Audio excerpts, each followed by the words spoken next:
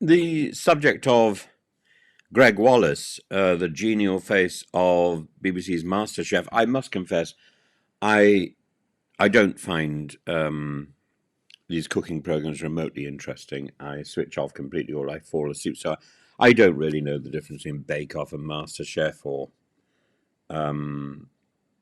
I think I might have watched How Clean Is Your House occasionally, but you can't really make a comparison between MasterChef and some sort of cleaning program, unless you're planning to cook the stuff that's been found on the floor.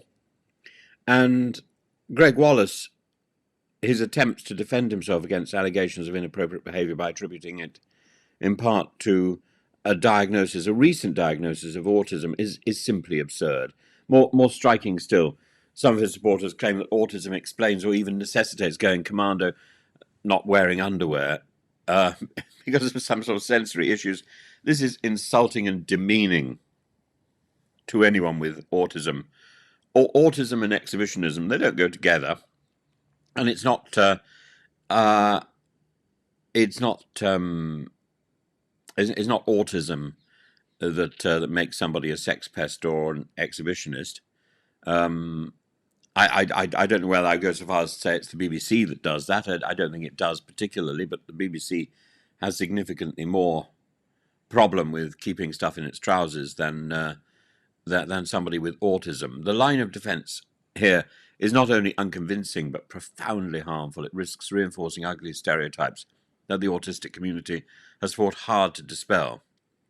And the context is important. Greg Wallace was dismissed from the BBC after a protracted investigation found a pattern of behaviour over nearly 2 decades: sexualised jokes, inappropriate comments, requests for phone numbers for junior staff, undressing in front of colleagues, and standing uncomfortably close to women on set. While the most serious allegations, including groping, were reportedly not substantiated to a criminal standard, there remains a persistent pattern of conduct that's incompatible with a broadcaster's duty to ensure a safe workplace. And this culminated in a letter from the BBC's head of compliance stating that they lacked confidence that Wallace could change what they consider to be learned behaviour. But I mean, this is the problem here is that this has been going on under the BBC's noses, and they've been saying things like, "Well, it's not a Jimmy Savile problem, is it?" Well, I think it is in many ways, and that's the issue, that the BBC doesn't take stuff seriously, doesn't take complaints seriously. I know I've made a complaint to the BBC, and it wasn't taken seriously. And uh, and uh, in fact, you can't respond to a letter that is sent back from the BBC Complaints Department. It's just not possible to respond. Uh, the BBC has become arrogant and detached from reality. It needs to change that attitude.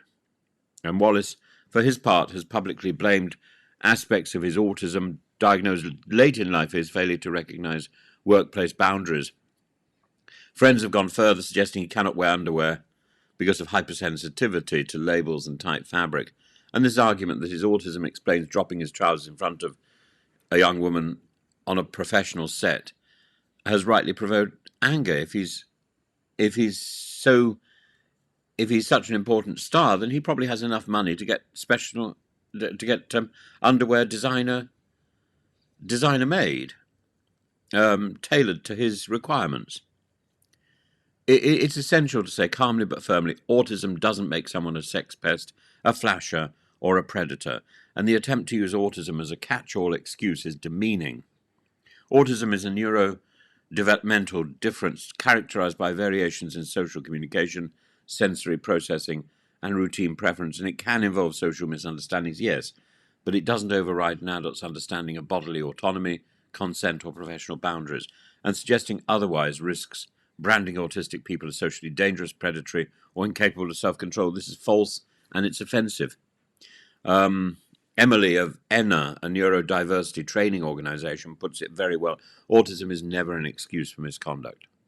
It doesn't absolve anyone of responsibility for learning what is right or what is wrong, and we should be accurate. Autistic people can be hypersensitive to certain physical sensations, labels, seams, tight fabric. Some choose to wear softer clothes, tagless underwear, looser fits. But this is a private personal adaptation, not an explanation for sexual exhibitionism in a workplace. And to claim that autism made me go commando in the sense of publicly dropping one's trousers in front of colleagues is a grotesque distortion of genuine sensory issues. It cheapens the lived reality of autistic people who work hard to navigate sensory differences respectfully. And Gregg Wallace's justification does real harm. It risks convincing the public that autism equals inappropriate sexual behavior, flashing, or an inability to respect personal space. It is exactly the sort of stigma that autistic people have spent years combating. And instead of advancing understanding of neurodiversity in the workplace, Wallace's claims reinforce fear, misunderstanding, and discrimination. And one cannot help but conclude that his campaign to blame autism for his misconduct is self-serving and irresponsible. It does nothing for the autistic community. It does everything for Gregg Wallace's reputational management. And of course, the BBC is not blameless.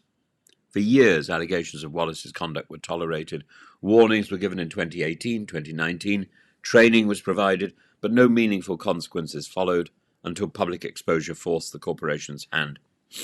It's an old story. The BBC now says it cannot trust him to maintain a safe environment on its shows, but that raises the question, why was this tolerated for so long? Organisations shouldn't hide behind policies while failing to enforce them. They owe a duty of care to all staff, especially junior and freelance workers vulnerable to misconduct from talent.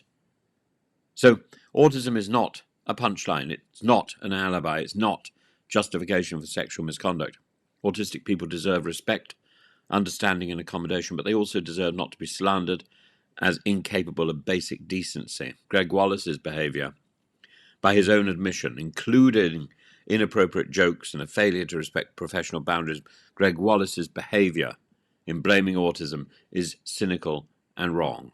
And if you want to build truly inclusive workspaces, we need to challenge such excuses wherever they occur.